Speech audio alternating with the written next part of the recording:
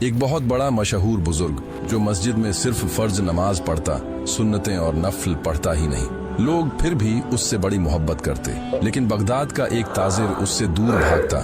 جب لوگ اس تاجر سے وجہ پوچھتے تو کہتا، یہ بابا تو مسجد میں بھی خالی فرض پڑھتا ہے، سنتیں اور نوافل تو پڑھتا ہی نہیں، یہ کس طرح کا ولی ہے؟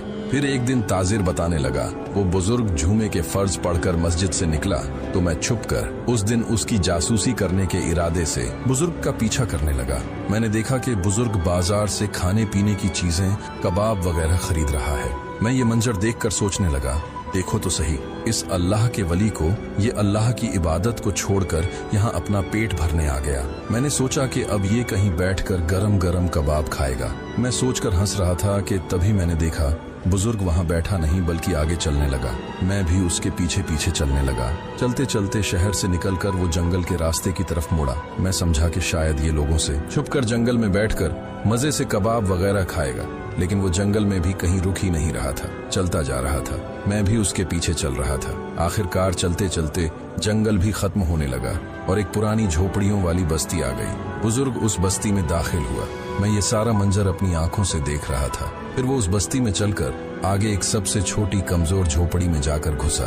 میں بھی جا کر اس جھوپڑی کے دروازے پر کھڑا ہو کر اندر جھانک کر دیکھنے لگا۔ میں نے دیکھا کہ اس جھوپڑی کے اندر ایک نہایت بوڑھا کمزور ہڈیوں کا ڈھانچہ شخص پڑا تھا جو معذور بھی تھا۔ بزرگ اس کے سرہانے بیٹھا۔ پھر اس نے اسے سہارا دے کر تھوڑا اوپر اٹھایا اور اپنی گود میں اسے سلا کر وہ کباب جو اس نے بازار سے خریدے تھے وہ اس بوڑھے معذور کو بہت ہی چھوٹے چھوٹے ٹکڑے کر کے بڑے پیار سے کھلانے لگا۔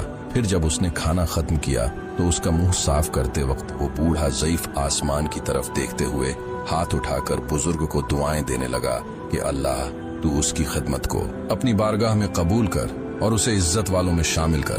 پھر جب اس بوڑھے معذور کی دعا ختم ہوئی تو بزرگ کہنے لگا، بابا مجھے معاف کرنا، آج جمعے کا دن تھا، میں نے سنتیں نوافل نہیں پڑھے، پھر بھی مجھے آج آنے میں دیر ہو گئی۔ تو اس پر وہ بوڑھا کہنے لگا، میاں 14 سال سے میری خدمت کرتے آ رہے ہو، اتنا تو آج کل سگی اولاد بھی نہیں کرتی، پھر تم آخر کب تک میرا بوجھ اٹھاتے رہو گے؟ بزرگ مسکرایا اور بولا، آپ کی خدمت کرنا مجھے بوجھ نہیں بلکہ میری خوش نصیبی لگتی ہے، کیونکہ اسی خدمت نے آج مجھے اللہ کی بارگاہ میں اعلیٰ مقام دلایا ہے۔